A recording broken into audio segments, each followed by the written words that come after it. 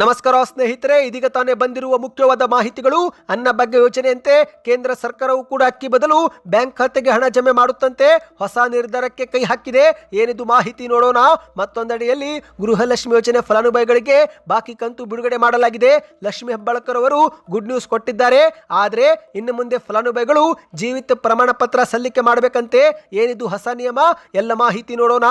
ಮತ್ತೊಂದೆಡೆಯಲ್ಲಿ ಚಿನ್ನ ಮತ್ತು ಬೆಳ್ಳಿ ಸತತವಾಗಿ ಕುಸಿತ ಕಾಣುತ್ತಿದ್ದು, ಆದರೆ ಚಿನ್ನ ಈಗಲೇ ಖರೀದಿ ಮಾಡಬೇಕೋ ಅಥವಾ ವೇಟ್ ಮಾಡಬೇಕೆಂಬ ಕುರಿತಂತೆ ಮಾರುಕಟ್ಟೆ ತಜ್ಞರು ಶಾಕಿಂಗ್ ಸುಳಿವು ಕೊಟ್ಟಿದ್ದಾರೆ. ಅದು ಕೂಡ ನೋಡೋಣ ಸ್ನೇಹಿತರೆ. ಮತ್ತೊಂದೆಡೆಯಲ್ಲಿ ಬಸ್ನಲ್ಲಿ ಗಂಡಸರಿಗೆ ಜಾಗವೇ ಸಿಗ್ತಿಲ್ಲ, ಮಹಿಳೆಯರಿಗೆ ಉಚಿತ ಬಸ್ ಪ್ರಯಾಣದಿಂದ ಪುರುಷರಿಗೆ ತೊಂದರೆಯಾಗಿದೆ ಎಂದು ತಮ್ಮದೇ ಸರ್ಕಾರದ ಯೋಜನೆ ಕುರಿತಂತೆ ಶಾಸಕ ಅರವಿಂದ್ ದೇಶಪಾಂಡೆ ಅವರು ಅಸಮಾಧಾನದ ಮಾತುಗಳನ್ನಾಡಿದ್ದಾರೆ. ಎಲ್ಲ ಸುದ್ದಿ ಬಂದಿವೆ ಸ್ನೇಹಿತರೆ. ಕರ್ನಾಟಕದಲ್ಲಿ ಮತ್ತೊಮ್ಮೆ ಮುಖ್ಯಮಂತ್ರಿ ಕುರ್ಚಿ ಬದಲಾವಣೆ ಕುರಿತಂತೆ ಚರ್ಚೆ. ಒಂದು ಕಡೆಯಲ್ಲಿ ಸಿದ್ದರಾಮಯ್ಯನವರು ಕರ್ನಾಟಕ ಬಜೆಟ್ ತಯಾರಿಯಲ್ಲಿದ್ದರೆ, ಮತ್ತೊಂದೆಡೆಯಲ್ಲಿ ಡಿ.ಕೆ. ಶಿವಕುಮಾರ್ ಅವರು ಸರಿಯಾದ ಸಮಯದ ನಿರೀಕ್ಷೆಯಲ್ಲಿ ಕುಳಿತಿದ್ದಾರೆ. ಎಲ್ಲ ಮಾಹಿತಿಗಳನ್ನು ನೋಡೋಕ್ಕಿಂತ ಮೊದಲು ನೀವು ಸುದ್ದಿ 9 ಯೂಟ್ಯೂಬ್ ಚಾನಲ್ಗೆ ಮೊದಲು ಬಾರಿ ಭೇಟಿ ಕೊಡುತ್ತಿದ್ರೆ ದಯವಿಟ್ಟು ಸಬ್ಸ್ಕ್ರೈಬ್ ಆಗಿ, ಪಕ್ಕದಲ್ಲಿ ಕಾಣಿಸೋ ಗಂಟೆ ಕೂಡ ಒತ್ತಿ. ಇದರಿಂದ ರಾಜ್ಯದ ಮುಖ್ಯವಾದ ಸುದ್ದಿಗಳು ನಿಮಗೆ ಸಿಗುತ್ತವೆ. ವಿಡಿಯೋಗೆ ಲೈಕ್ ಮಾಡ್ತಾ ವಿಡಿಯೋನ ಪೂರ್ತಿಯಾಗಿ ನೋಡಿ. ಬನ್ನಿ ಸ್ನೇಹಿತರೆ, ಎಲ್ಲ ಮಾಹಿತಿಗಳನ್ನು ಡೀಟೇಲ್ ಆಗಿ ನೋಡೋಣ. ನಿಮ್ಮ ಹತ್ತಿರವೂ ಕೂಡ BPL ಅಥವಾ APL ಪಡಿತರ ಚೀಟಿ ಇದ್ರೆ ಯಾವುದು ಇದೆ ಕಮೆಂಟ್ ಮಾಡಿ. ಹೌದು, ಇತ್ತೀಚೆಗೆ ಕರ್ನಾಟಕ ಸರ್ಕಾರ ಅನ್ನಭಾಗ್ಯ ಯೋಜನೆಯಲ್ಲಿ ಅಕ್ಕಿ ಹೊಂದಿಸಲಾಗದೆ ಪ್ರತಿ ಫಲಾನುಭವಿಗಳಿಗೆ ಅಕ್ಕಿ ಬದಲು ಹಣವನ್ನು ಜಮೆ ಮಾಡಿತು. ಈಗ ಅದೇ ರೀತಿ ಕೇಂದ್ರ ಸರ್ಕಾರವು ಕೂಡ ಉಚಿತವಾಗಿ ಅಕ್ಕಿ ಗೋಧಿ ಕೊಡೋ ಬದಲು ಇನ್ನು ಮುಂದೆ ಬ್ಯಾಂಕ್ ಖಾತೆಗೆ ಹಣ ಜಮೆ ಮಾಡುತ್ತಂತೆ. ಹೌದು, ದೇಶಾದ್ಯಂತ ಕೋಟ್ಯಾಂತರ ಪಡಿತರ ಚೀಟಿದಾರರಿಗೆ ಕೇಂದ್ರ ಸರ್ಕಾರ ಒಂದು ಮಹತ್ವದ ಸುದ್ದಿ ಕೊಟ್ಟಿದೆ. ಸಾರ್ವಜನಿಕ ಪಡಿತರ ವಿತರಣಾ ವ್ಯವಸ್ಥೆಯಲ್ಲಿ ಕ್ರಾಂತಿಕಾರಿ ಬದಲಾವಣೆ ತರಲು ಕೇಂದ್ರ ಸರ್ಕಾರ ಮುಂದಾಗಿದೆ. ಇನ್ನು ಮುಂದೆ ಪಡಿತರ ಚೀಟಿದಾರರಿಗೆ ಉಚಿತವಾಗಿ ಅಕ್ಕಿ ಗೋಧಿ ಬದಲಾಗಿ ನೇರವಾಗಿ ಬ್ಯಾಂಕ್ ಖಾತೆಗೆ ಹಣ ಜಮೆ ಮಾಡುವ ಮಹತ್ವದ ನಿರ್ಧಾರಕ್ಕೆ ಕೇಂದ್ರ ಸರ್ಕಾರ ಬಂದಿದೆ. ಹೌದು, ಆಹಾರ ಭದ್ರತಾ ಯೋಜನೆಯಡಿಯಲ್ಲಿ ಇದುವರೆಗೆ ಬಡ ಕುಟುಂಬಗಳಿಗೆ ನೀಡಲಾಗುತ್ತಿದ್ದಂಥ ಪಡಿತರ ಸಾಮಗ್ರಿ ವಿತರಣಾ ವ್ಯವಸ್ಥೆಯಲ್ಲಿ ಸಂಪೂರ್ಣ ಪಾರದರ್ಶಕತೆ ತರಲು ಮತ್ತು ಅಕ್ಕಿ ಸೋರಿಕೆಯನ್ನು ತಡೆಗಟ್ಟಲು ಕೇಂದ್ರ ಸರ್ಕಾರ ಹೊಸ ಹೆಜ್ಜೆ ಇಟ್ಟಿದೆ ಸ್ನೇಹಿತರೆ. ಅಕ್ಕಿ ಬದಲು ನಗದು ವರ್ಗಾವಣೆ ಯೋಜನೆಗೆ ಕೇಂದ್ರ ಸರ್ಕಾರ ಕೈ ಹಾಕಿದೆ. ಹೌದು, ಕೇಂದ್ರ ಸರ್ಕಾರದ ಹೊಸ ಪ್ರಸ್ತಾವನೆ ಪ್ರಕಾರ ಇನ್ನು ಮುಂದೆ ಫಲಾನುಭವಿಗಳಿಗೆ ಅಕ್ಕಿ ಬದಲಾಗಿ ಅದರ ಮೌಲ್ಯದ ಹಣವನ್ನು ಜಮೆ ಮಾಡಲಾಗುತ್ತಂತೆ.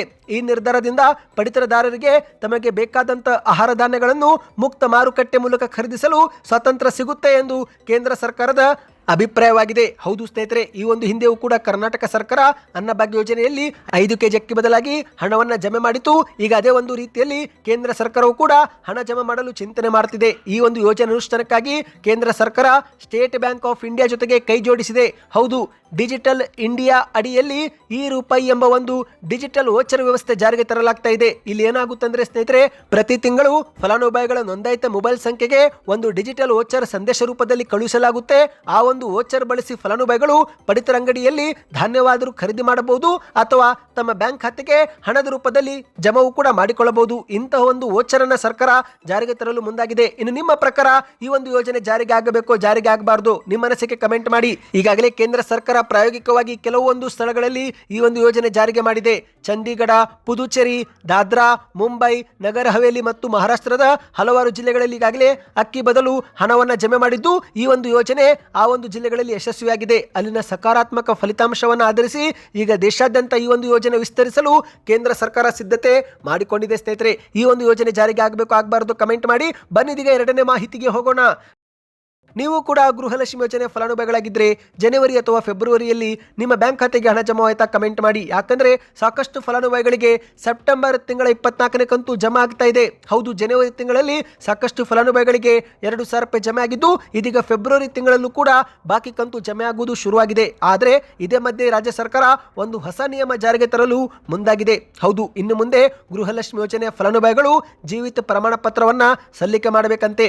ಹೌದು ಸ್ನೇಹಿತರೆ, ಈ ಒಂದು ಯೋಜನೆ ಹಣವು ದುರುಪಯೋಗ ಪಡಿಸಿಕೊಳ್ಳಲಾಗುತ್ತಿದೆ ಎಂಬ ಆರೋಪ ಕೇಳಿ ಬಂದಿದ್ದು, ಹಾಗಾಗಿ ಸರ್ಕಾರ ಇದಕ್ಕೆ ಕಡಿವಾಣ ಹಾಕಲು ಹೊಸ ನಿಯಮವೊಂದು ಜಾರಿಗೆ ತಂದಿದೆ. ಹೌದು, ಮೃತಪಟ್ಟ ಫಲಾನುಭವಿಗಳ ಬ್ಯಾಂಕ್ ಖಾತೆಗೂ ಕೂಡ ಗೃಹಲಕ್ಷ್ಮಿ ಯೋಜನೆ ಹಣ ಜಮೆ ಆಗುತ್ತಿರುವ ಆರೋಪ ಕೇಳಿ ಬಂದಿದ್ದು, ಹಾಗಾಗಿ ಇನ್ನು ಮುಂದೆ ಈ ರೀತಿಯಾದ ತಪ್ಪು ತಡೆಗಟ್ಟಲು ಜೀವಿತ ಪ್ರಮಾಣ ಪತ್ರ ಅಂದ್ರೆ ಲೈಫ್ ಸರ್ಟಿಫಿಕೇಟ್ ಸಲ್ಲಿಕೆ ಮಾಡಬೇಕು ಎಂದು ಸರ್ಕಾರ ಹೇಳ್ತಾ ಇದೆ ಸ್ನೇಹಿತರೆ. ಈ ಬಗ್ಗೆ ಈಗ ಚರ್ಚೆ ಶುರುವಾಗಿದೆ. ಹೌದು, ಸರ್ಕಾರದ ಮಟ್ಟದಲ್ಲಿ ಈ ಒಂದು ಪ್ರಸ್ತಾವನೆಗೆ ಸಕಾರಾತ್ಮಕವಾಗಿ ಸ್ಪಂದನೆಯೂ ಕೂಡ ಸಿಕ್ಕಿದ್ದು, ಇನ್ನು ಮುಂದೆ ಫಲಾನುಭವಿಗಳು ಪ್ರತಿ ತಿಂಗಳು ಅಥವಾ 3 ತಿಂಗಳಿಗೊಂದು ಬಾರಿ ಈ ರೀತಿಯಾದ ಒಂದು ಸರ್ಟಿಫಿಕೇಟ್ ಸಲ್ಲಿಕೆ ಮಾಡಬೇಕಾಗುತ್ತೆ. ಹೌದು, ಇಂದು ಸಾಮಾನ್ಯವಾಗಿ ಸ್ನೇಹಿತರೆ ನಿವೃತ್ತ ಸರ್ಕಾರಿ ನೌಕರರು ತಮ್ಮ ಪಿಂಚಣಿ ಹಣ ಪಡೆಯಲು ಪ್ರತಿ ವರ್ಷ ಬ್ಯಾಂಕುಗಳಿಗೆ ಜೀವಿತ ಪ್ರಮಾಣ ಪತ್ರ ಸಲ್ಲಿಸುತ್ತಾರೆ.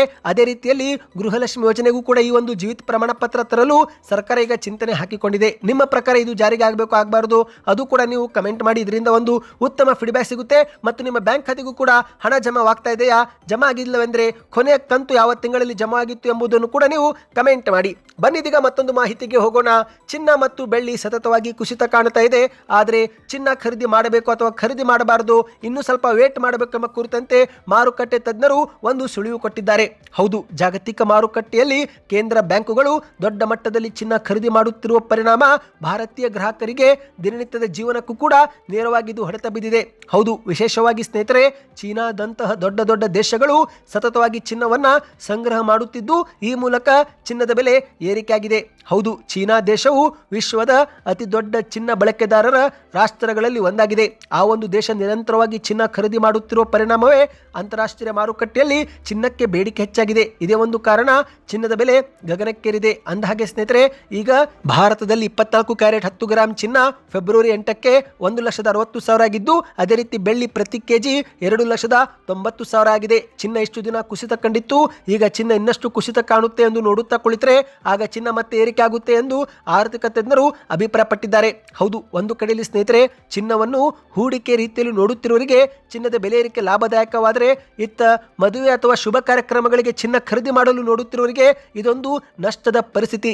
ಹೌದು, 2025ರಿಂದ ಚಿನ್ನದ ಬೆಲೆ ಸತತವಾಗಿ ಏರಿಕೆ ಕಂಡಿದ್ದು ಈಗ 2026 ಫೆಬ್ರವರಿಯಲ್ಲಿ ಸ್ವಲ್ಪ ಕುಸಿತವಾಗಿದೆ. ಹಾಗಾಗಿ ಇದೊಂದು ಸುವರ್ಣಾವಕಾಶ, ಈಗಲೇ ಚಿನ್ನ ಖರೀದಿ ಮಾಡಿ ಎಂದು ಆರ್ಥಿಕ ತಜ್ಞರು ಸಲಹೆ ಕೊಟ್ಟಿದ್ದಾರೆ. ಅಂದಹಾಗೆ ಸ್ನೇಹಿತರೆ ಪ್ರಸ್ತುತ ಮಾರುಕಟ್ಟೆಯಲ್ಲಿ ತೀವ್ರ ಏರಿಳಿತಗಳು ಕಂಡುಬರುತ್ತಿದ್ದು ಫೆಬ್ರವರಿ ಮೊದಲ ವಾರದಲ್ಲಿ ಸ್ವಲ್ಪ ಬೆಲೆ ಇಳಿಕೆ ಕಂಡು ಬಂದಿದೆ. ಇದೇ ಮಧ್ಯೆ ತಜ್ಞರು ಒಮ್ಮೆಲೆ ದೊಡ್ಡ ಪ್ರಮಾಣದಲ್ಲಿ ಖರೀದಿ ಮಾಡುವ ಬದಲು ಬೆಲೆ ಇಳಿಕೆಯಾದ ಸಮಯದಲ್ಲಿ ಹಂತ ಹಂತವಾಗಿ ಹೂಡಿಕೆ ಮಾಡುವುದು ಜಾಣತನ ಎಂದು ಹೇಳಿಕೆ ಕೊಟ್ಟಿದ್ದಾರೆ. ಹೌದು, ನೀವೇನಾದರೂ ಸ್ನೇಹಿತರೆ ಚಿನ್ನ ಅಥವಾ ಬೆಳ್ಳಿಯಲ್ಲಿ ಖರೀದಿ ಮಾಡಲು ನಿಮಗೆ ಇಷ್ಟವಿಲ್ಲವೆಂದರೆ ನೀವು ಡಿಜಿಟಲ್ ಗೋಲ್ಡ್ ಅಥವಾ ಗೋಲ್ಡ್ ETF ಕೂಡ ಹಣವನ್ನು ಹಾಕಬಹುದು, ಹೂಡಿಕೆ ಮಾಡಬಹುದು ಎಂದು ತಜ್ಞರು ಸಲಹೆ ಕೊಟ್ಟಿದ್ದಾರೆ. ಈ ಬಗ್ಗೆ ನಿಮ್ಮ ಅನಿಸಿಕೆಯನ್ನು ಕಮೆಂಟ್ ಮಾಡಿ. ಚಿನ್ನ ಕುಸಿತವಾಗಬೇಕು, ಏರಿಕೆ ಆಗಬೇಕು, ನಿಮ್ಮ ಅನಿಸಿಕೆಗಳನ್ನು ತಿಳಿಸಿ ಸ್ನೇಹಿತರೆ. ಬನ್ನಿ ಇದೀಗ ಮತ್ತೊಂದು ಮಾಹಿತಿಗೆ ಹೋಗೋಣ.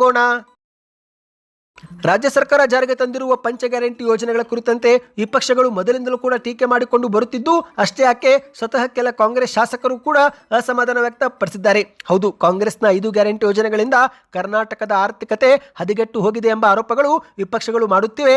ಇದೇ ಮಧ್ಯೆ ಕೆಲ ಕಾಂಗ್ರೆಸ್ ಶಾಸಕರು ಗ್ಯಾರಂಟಿಗಳಿಂದ ಅಭಿವೃದ್ಧಿ ತೊಡಕಾಗುತ್ತಿದೆ, ನಮ್ಮ ಕ್ಷೇತ್ರಕ್ಕೆ ಅನುದಾನವೇ ಸಿಕ್ಕಿಲ್ಲ ಎಂದು ಎಷ್ಟೋ ಬಾರಿ ಆಕ್ರೋಶ ಹೊರಹಾಕಿದ ಉದಾಹರಣೆಯೂ ಕೂಡ ನಾವು ನೋಡಿದ್ದೇವೆ. ಇದೀಗ ಅದೇ ರೀತಿ ಮತ್ತೊಮ್ಮೆ ಕಾಂಗ್ರೆಸ್ನ ಹಿರಿಯ ಶಾಸಕ ಆರ್.ವಿ. ದೇಶಪಾಂಡೆ ಅವರು ಉಚಿತ ಬಸ್ ಯೋಜನೆ ಕುರಿತಂತೆ ವ್ಯಂಗ್ಯವಾಡಿದ್ದಾರೆ.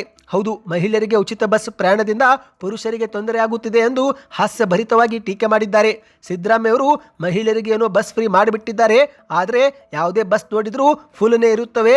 ಗಂಡಸರು ಮತ್ತು ಮಕ್ಕಳಿಗೆ ಬಸ್ ಹತ್ತಲು ಕೂಡ ಜಾಗವಿಲ್ಲದಂತಾಗಿದೆ.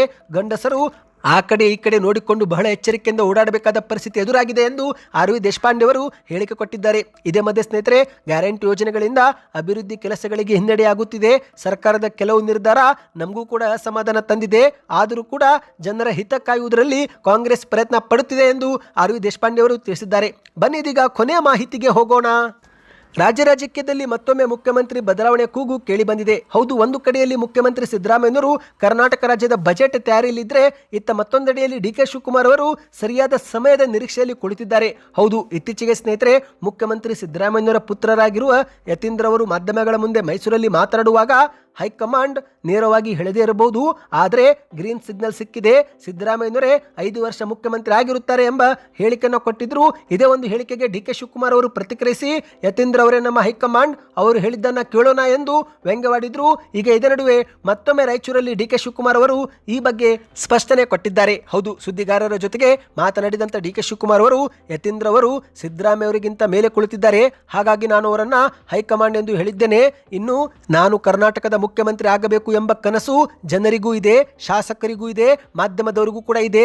ಪಕ್ಷ ಏನು ಹೇಳುತ್ತದೆಯೋ ಅದನ್ನು ಕೇಳಬೇಕು ಎಂದು ಡಿ.ಕೆ. ಶಿವಕುಮಾರ್ ಅವರು ಹೇಳಿದ್ದಾರೆ. ಆಗ ಮಾಧ್ಯಮದವರು ಕರ್ನಾಟಕದ ಬಜೆಟ್ ಆದ ಬಳಿಕ ಅಧಿಕಾರ ಹಂಚಿಕೆ ಆಗುತ್ತಾ ಎಂದು ಪ್ರಶ್ನೆ ಮಾಡಿದ್ದು, ಆಗ ಅದಕ್ಕೆ ಡಿ.ಕೆ. ಶಿವಕುಮಾರ್ ಅವರು ಸಮಯವೇ ಉತ್ತರ ಕೊಡುತ್ತೆ, ಕಾಯೋಣ ಎಂದು ಪ್ರತಿಕ್ರಿಯೆ ನೀಡಿದ್ದಾರೆ. ಸದ್ಯಕ್ಕೆ ಇಷ್ಟೇ ಸ್ನೇಹಿತರೆ, ಈ ಎಲ್ಲ ಮಾಹಿತಿ ಇಷ್ಟವಾಗಿದ್ದರೆ ಚಾನಲ್ಗೆ ಸಬ್ಸ್ಕ್ರೈಬ್ ಮಾಡಿಕೊಳ್ಳಿ, ವಿಡಿಯೋಗೆ ಲೈಕ್ ಮಾಡ್ತಾ ವಿಡಿಯೋನ ದಯವಿಟ್ಟು ಶೇರ್ ಮಾಡಿ.